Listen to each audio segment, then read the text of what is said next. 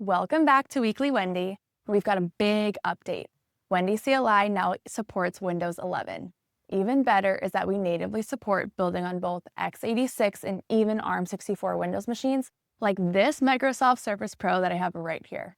You can now install Wendy CLI natively on Windows using winget install WendyLabs.Wendy.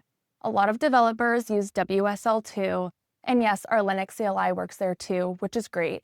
But it's really important to know that if you want features like WendyOS install and Wendy Discover over USB to work out of the box, you'll want to use the native Windows version installed through winget. Visit the link here to learn a quick tutorial on how to install WendyOS on a Raspberry Pi 5 or NVIDIA Jetson or a Nano.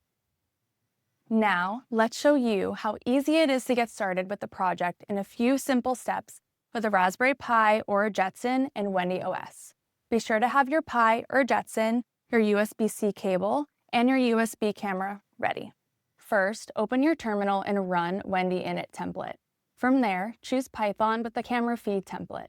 In this example, I've got a USB camera plugged into a Raspberry Pi 5.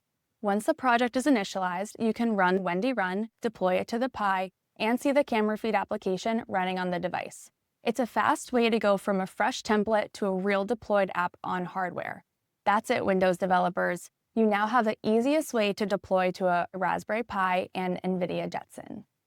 We're really excited to keep making Wendy easier to use across more developer environments, including Windows.